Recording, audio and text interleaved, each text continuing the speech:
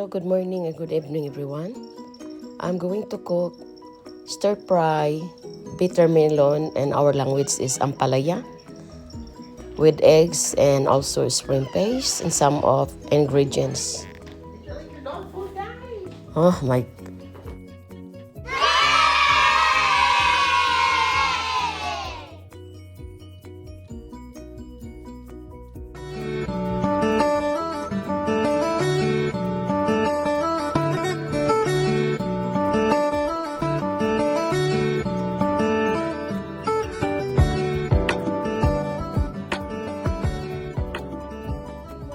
Everyone, I'm going to cook bitter melon or ampalaya ginisa stir fry. So first we have to add a little bit of oil, and then I have the 1/4 of onion, medium size slice.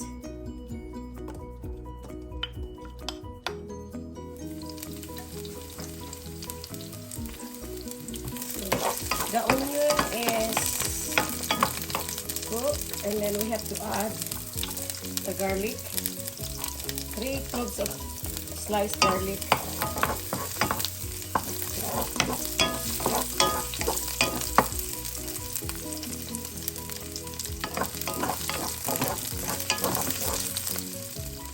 and the cherry tomato. If you have no cherry tomato, you can add, or you can regular tomato.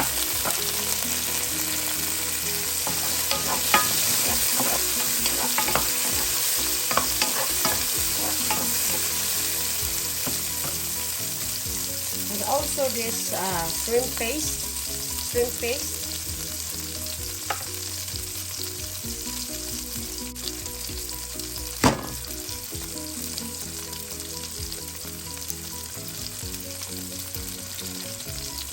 You guys will have flavor, the shrimp paste.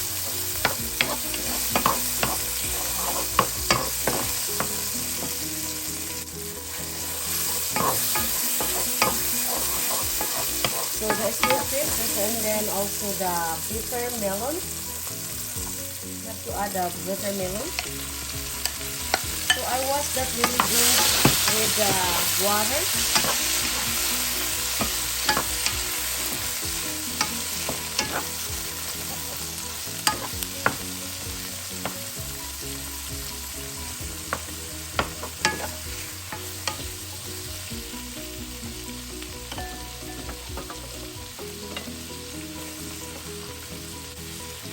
And the sugar,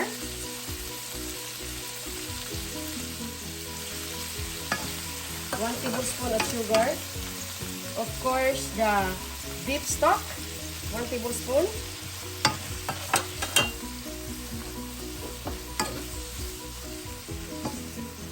And black pepper, 1 tablespoon. So you have to mix it. This we call this in our language is ampalaya or bitter melon.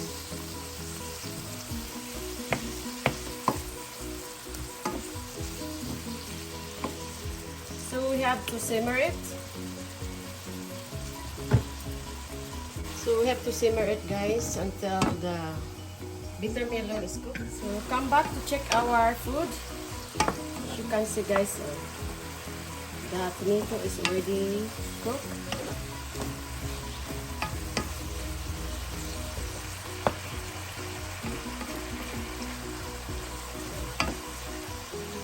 So we have to simmer it again.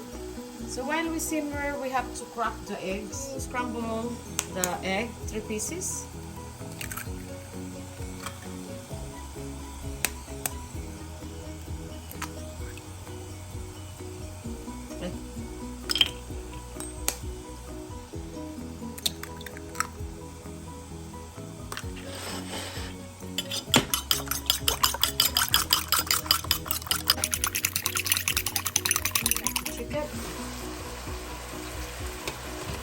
So please subscribe, like, share, and please leave comment. And don't forget to push the notification bell so you have to add the egg, 3 eggs. So every time I upload my video, you always update it. Thank you so much for watching. Happy New Year to all.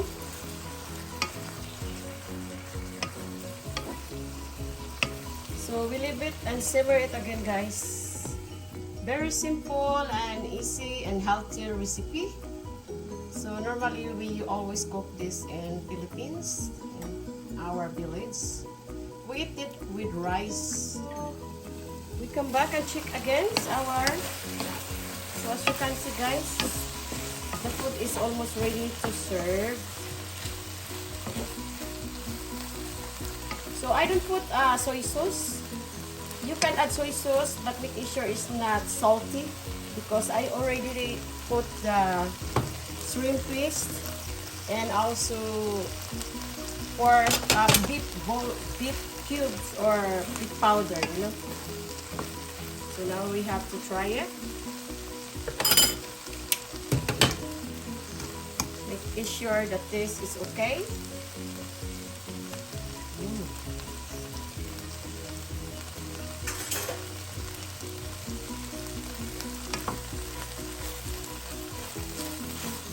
It's very delicious now.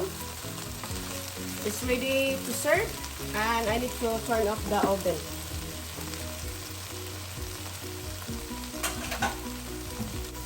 So now the food is ready to serve. It looks yummy. Subscribe, like, and share.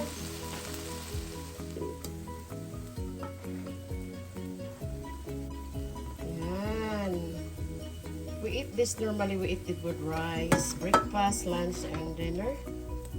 So, it's melon and eggs with shrimp fish.